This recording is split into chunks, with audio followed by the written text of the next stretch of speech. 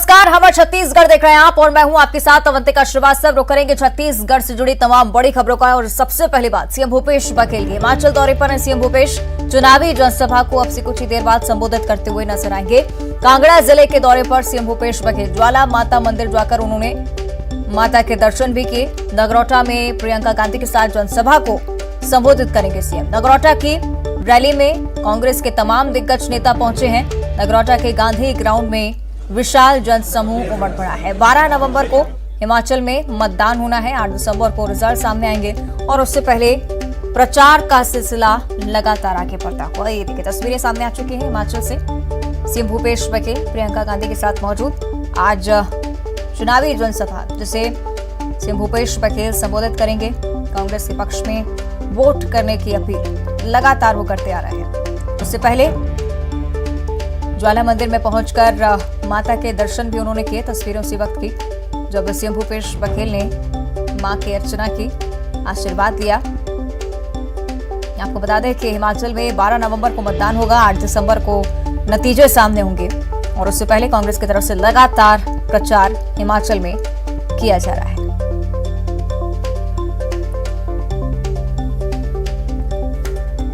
तस्वीरें कांगड़ा की हैं। सीएम भूपेश बघेल ने ज्वाला माता मंदिर में पहुंचकर माता के दर्शन किए और अब से कुछ ही देर बाद चुनावी जनसभा को भी संबोधित करते हुए सीएम भूपेश बघेल नजर आएंगे। नगरोटा में प्रियंका गांधी के साथ जनसभा को संबोधित करेंगे।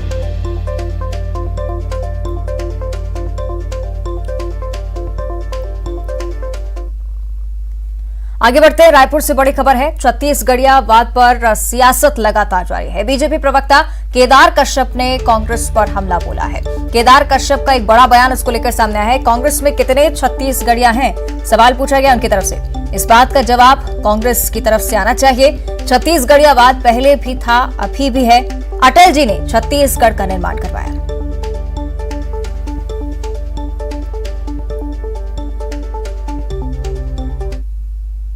छत्तीसगढ़ियावाद तो पहले भी था और उसमें हमारी सरकार ने जिस तरीके से छत्तीसगढ़ का निर्माण किया कि माननीय अटल बिहारी वाजपेयी जी ने यहाँ छत्तीसगढ़ के विकास के लिए, यदि छत्तीसगढ़ियावाद की बात है तो यहाँ पर कांग्रेस में जितने लोग हैं उसमें से कितने लोग छत्तीसगढ़िया हैं, इस बात को कल तक कांग्रेस के लोग जवाब दें। आमने सामने बैठे हम बात करेंगे, बताएंगे कि वहाँ उनमें उनके जो कहते हैं जितने विधायक हैं, मंत्री हैं, उसमें से कितने कहते हैं यहाँ के छत्तीसगढ़ के हैं।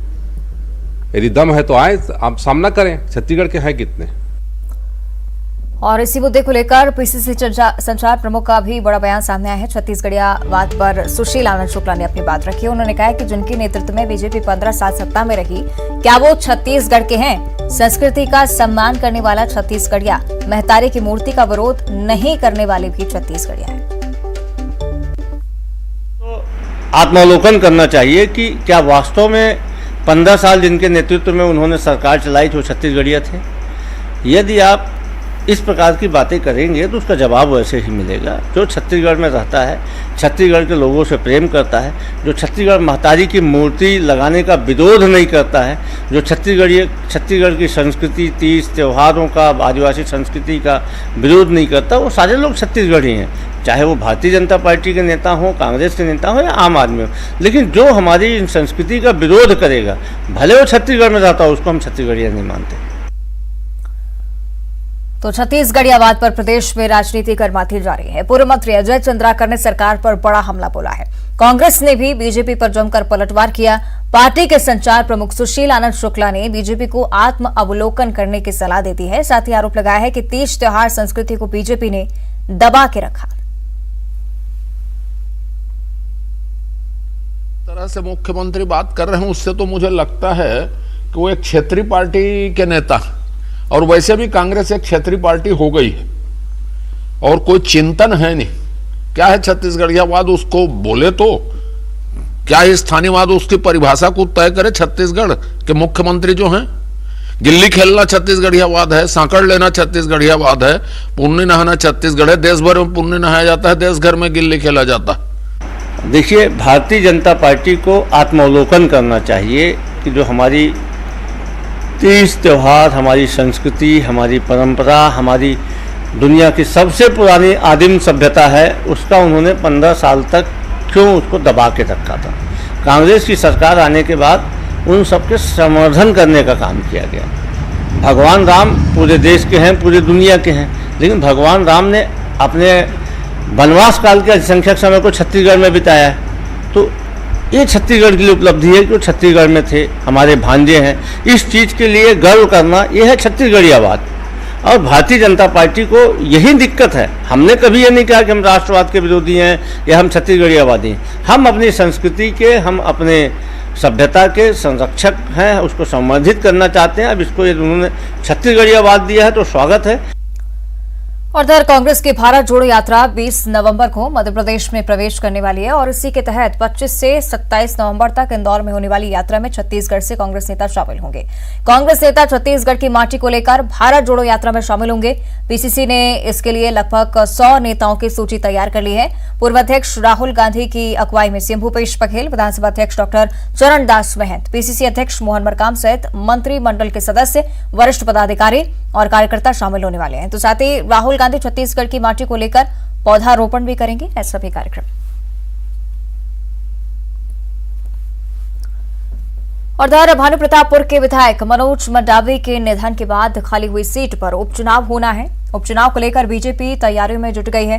कांग्रेस ने भी बीजेपी की तैयारियों को लेकर निशाना साधा है। मंत्री कवासी लखमा ने बीजेपी पर तंज कसते हुए कहा कि इस मौके पर भी बीजेपी को चुनाव दिख रहा है, प्रदेश का विकास नहीं। अभी उपचुनाव होगा नहीं होगा ये चुनाव आयोग तय करेगा, लेकिन हमारे वरिष्ठ नेता मनोज मंडावी हमारा बीच में नहीं है। इतना समय में इन लोग को उपचुनाव दिख रहा है। खाली चुनाव करना है कि छत्तीसगढ़ का विकास भी करना है। देखिए, भानुप्रतापपुर का जो उपचुनाव होने वाला है उसकी दृष्टि से भारतीय जनता पार्टी तैयारी में लगी हुई है और हमारे माननीय क्षेत्रीय संगठन महामंत्री माननीय अजय जामवाल जी लगातार विभिन्न विधानसभाओं का बैठक कर रहे हैं और उनके हमारे कार्यकर्ताओं से मुलाकात कर रहे हैं। चुनाव की प्रक्रिया प्रारंभ हो चुकी है। 2023 में चुनाव तो होंगे, लेकिन उपचुनाव की तैयारी की दृष्टि से आज हमारे माननीय जो सह प्रभारी हैं माननीय नितिन नवीन जी और हमारे माननीय प्रदेश अध्यक्ष श्री अरुण साहू जी और हमारे संभागीय प्रभारी श्री संतोष पांडे जी वहां पर जाएंगे और वहां पे कार्यक्रम। आगे बढ़ते बात करेंगे दंतेवाड़ा की। ढोलकल गणेश प्रतिमा से छेड़छाड़ का मामला आज सामने आया और असामाजिक तत्वों ने इस प्रतिमा के साथ छेड़छाड़ की थी। तस्वीरें वायरल होते ही कलेक्टर ने इस पर संज्ञान लिया है। तत्काल गणेश प्रतिमा को सुधारा गया है। 2017 में भी असामाजिक तत्वों ने इस गणेश प्रतिमा को नीचे फेंक दिया था। ढोलकल पहाड़ी पर प्राचीन गणेश प्रतिमा स्थापित है जिस पर अंग्रेजी में कुछ शब्द लिखे गए थे। तस्वीरें वायरल हुई, इसके बाद कलेक्टर ने इस मामले पर संज्ञान लिया। तत्काल गणेश प्रतिमा को सुधारा गया है और साथ ही असामाजिक तत्वों पर कार्रवाई की भी बात कही जा रही है। साल 2017 तब भी असामाजिक तत्वों ने इस गणेश प्रतिमा को नुकसान पहुंचाया था, नीचे फेंक दिया था। एक बार फिर से असामाजिक तत्वों की इसी तरह की हरकत सामने आई है। गणेश प्रतिमा पर अंग्रेजी में कुछ अक्षर लिखे गए थे, हालांकि इसे अब सुधार दिया गया।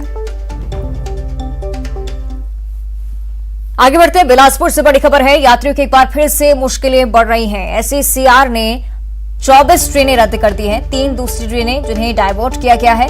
दोहरीकरण के कार्य के चलते इन ट्रेनों को रद्द किया जा रहा है। भोपाल रेल मंडल के मालखेड़ी, गुना मालखेड़ी, महादेवखेड़ी जंक्शन सेक्शन में दोहरीकरण का काम होगा। 9 से 19 नवंबर तक की अवधि होगी जब अलग अलग ट्रेनों को कैंसिल किया जा रहा है। तो रेल यात्रियों की एक बार फिर से मुश्किलें बढ़ती हुई नजर आ रही हैं। एसईसीआर ने 24 ट्रेनें रद्द कर दी हैं। और अब बात करेंगे कोंडा गांव की। बड़ी खबर है, केशकाल घाटी में आवागमन आज से फिर बंद किया जा रहा है। रोड मरम्मत के लिए आवागमन बंद रहने वाला है। भारी वाहनों और ट्रकों की आवाजाही बंद रहेगी। सिर्फ बसें, छोटी गाड़ियां ही आ जा सकेगी। तो जर्जर सड़कों को सुधारने की कवायद भी लगातार जारी है और भारी वाहनों की कतारें उस दौरान रोड पर लगती हुई नजर आई हैं। कोंडा गांव की तस्वीरें हैं। केशकाल घाटी में आवागमन आज से फिर बंद किया गया है।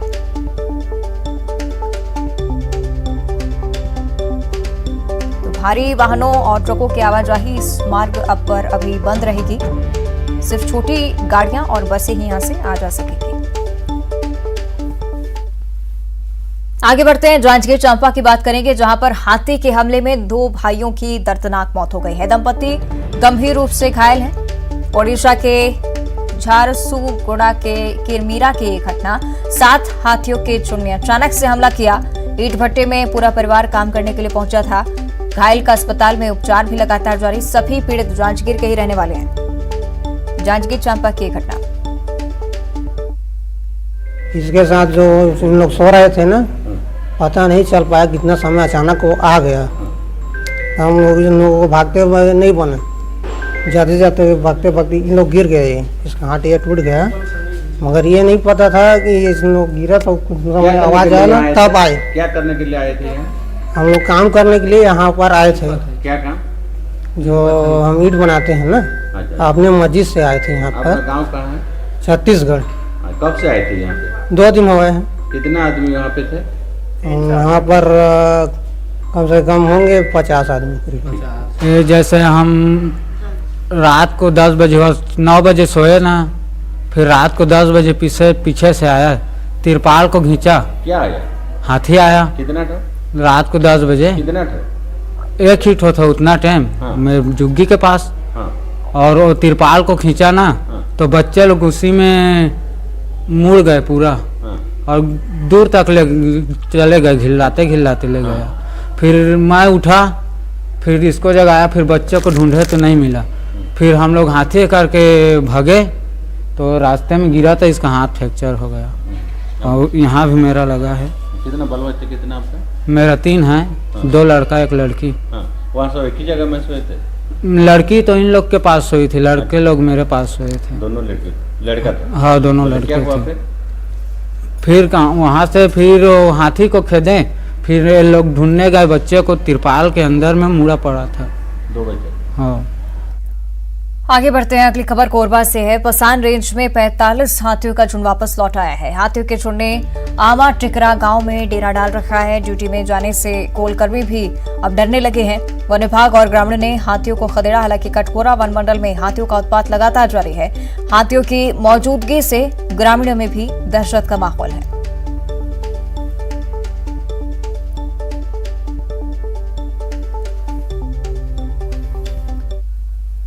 आगे बढ़ते रुक करेंगे रायगढ़ की ओर, जहां अब तक डेंगू के 42 मामले सामने आ चुके हैं, जिसमें मामले रायगढ़ नगर निगम क्षेत्र में रहने वाले लोगों के बताए जाने। जिला के सीएमएचओ का मानना है कि बीते साल की तुलना इस बार डेंगू के मामले कम हैं। हालांकि रोजाना 102 मरीज निकलकर सामने आते हैं। राहत की बात यह है कि अभी तक किसी की मौत नहीं हुई है। नवंबर का महीना डेंगू के मच्छरों के लिए अनुकूल तापमान वाला रहता है, इसलिए इस महीने और मामले बढ़ने की आशंका है, जिसको लेकर जिला प्रशासन ने तैयारियां पूरी कर ली हैं। लोगों को साफ पानी जमा नहीं करने की सलाह दी जा रही है। जगह जगह पर फॉगिंग और ब्लीचिंग पाउडर का भी छिड़काव किया जा रहा है।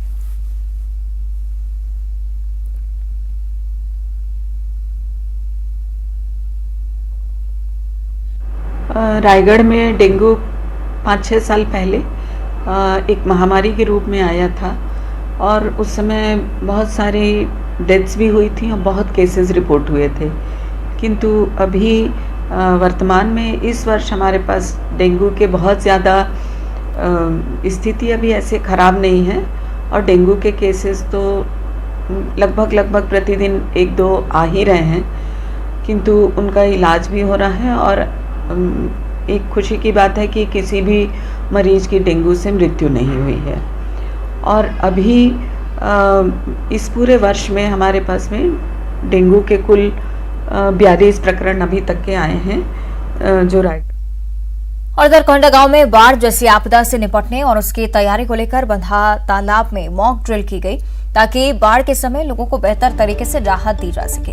वहीं एसडीएम चित्रकांत ठाकुर ने कहा कि इस तरह की मॉक ड्रिल से जो कमी है उसे दूर किया जाएगा। सीएमएचओ आरके सिंह ने कहा है कि इस तरह की मॉक ड्रिल से हम अपनी तैयारी का जायजा ले रहे हैं, ताकि बाढ़ के दौरान लोगों की जान बचाई जा सके।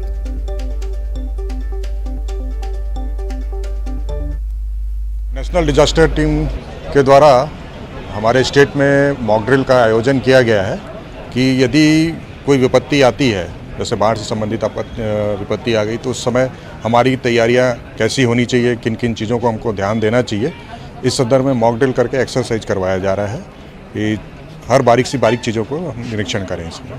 जो डूबा हुआ मरीज था उसको मामूली चोट थी, उसको बस के द्वारा जो है अभी रेस्क्यू किया गया।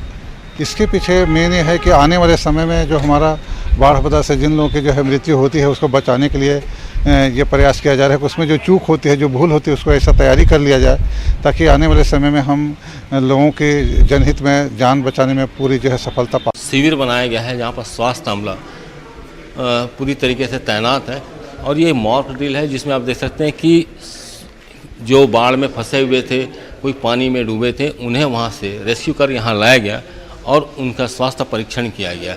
ये एक मॉक ड्रिल कोंडागांव जिले के लिए काफ़ी महत्वपूर्ण है क्योंकि यहाँ पर काफ़ी इलाके जो हैं नदी से घिर जाते हैं बारिश के समय और ऐसे समय लोगों को राहत की ज़रूरत होती है। न्यूज़ 18 के लिए कोंडागांव से विवेक श्रीवास्तव।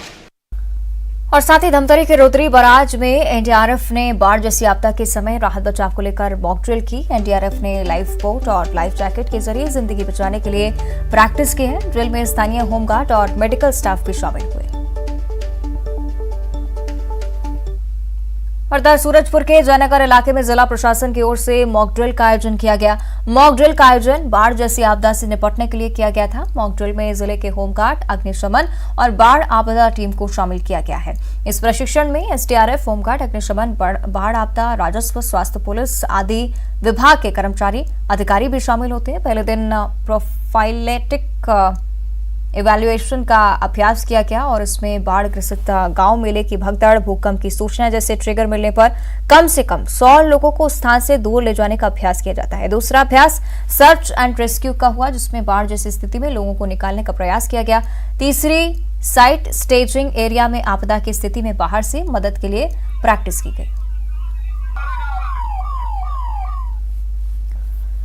पंखों से कुछ नहीं होता, हौसले से उड़ान होती है और इसी कहावत को सच कर दिखाया है बालोद जिले के देवपाडुम गांव के शासकीय स्कूल में पदस्थ शिक्षक बाल मुकुंद ने।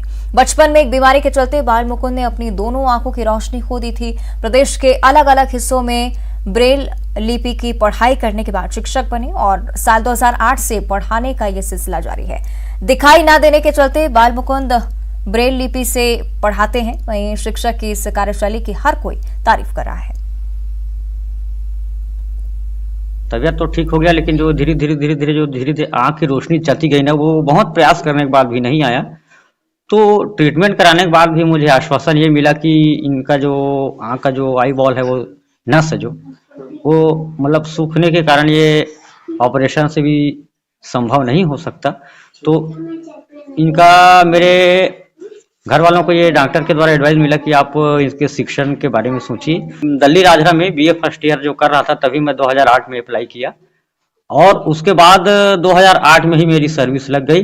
उसके बाद से ही मैं यहाँ पर कार्यरत हूँ और जो ये आप बुक देख रहे हैं ब्रेल लिपि, उसके माध्यम से मैं बच्चों को अध्यापन करवा रहा हूँ। हिंदी, गणित, अंग्रेजी, पर्यावरण सब पढ़ाते हैं और कहानी, कविता, गीत भी सुनाते हैं और वो छू पढ़ाते हैं और हमें समझ भी आता है और बहुत अच्छा लगता है।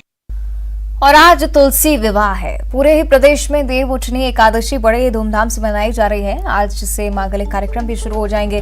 कार्तिक मास के शुक्ल पक्ष की एकादशी तिथि के दिन पड़ने वाली एकादशी को देव उठनी एकादशी के नाम से जाना जाता है। आज के दिन शालिग्राम और माता तुलसी का विवाह उत्सव मनाया जाता है। मान्यताओं के अनुसार देवोत्थान एकादशी पर जगत के पालनहार की विशेष पूजा करके उन्हें नींद से जगाया जाता है और इसी दिन चतुर्मास व्रत समाप्त हो जाता है और सभी मांगलिक कार्य जैसे विवाह, मुंडन, जनेऊ, गृह प्रवेश, यज्ञ इत्यादि कार्यों का प्रारंभ हो जाता है। आज देव उठनी एकादशी है, तुलसी विवाह है और आप देख सकते हैं कि लोग गन्ना भी ले जा रहे हैं और इसकी पूजा करेंगे और ये पूरी तरह से बाजार है वो सजा हुआ है और आप देख सकते हैं कि बाजार सजा हुआ है और इसमें फल है, सिंघाड़ा से लेकर के कांदा, सब तमाम चीज़ हैं वो बिक रहे हैं और आज से जो मांगलिक कार्य है वो चालू हो जाएगा। आज तुलसी विवाह भी होगा और पूरे धूमधाम से जो इस जो पूजा है उसे किया जाता है। लक्ष्मी की पूजा भी की जाती है और बड़ी बात यही है कि इस पर्व को इंतजार लोग करते हैं और आज से पूरे प्रदेश में जो मांगलिक कार्य हैं वो सुचारू रूप से हो सकेंगे। कैमरा पर्सन इमरान कुरैशी के साथ युगल तिवारी, न्यूज़ 18 रायपुर।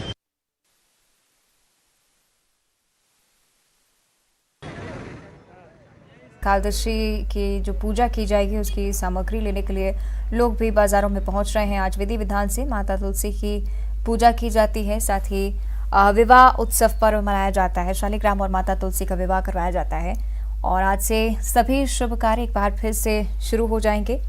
मांगलिक कार्य, विवाह, मुंडन, जनेऊ, गृह प्रवेश, इस तरह के तमाम जो कार्य हैं उनकी शुरुआत आज से होगी।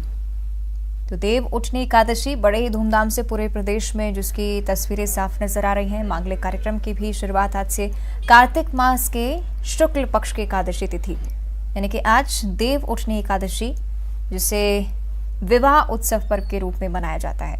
तो देवोत्थान एकादशी पर जगत के पालनहार की विशेष पूजा अर्चन होती है, साथ ही उन्हें नींद से जगाया जाता है।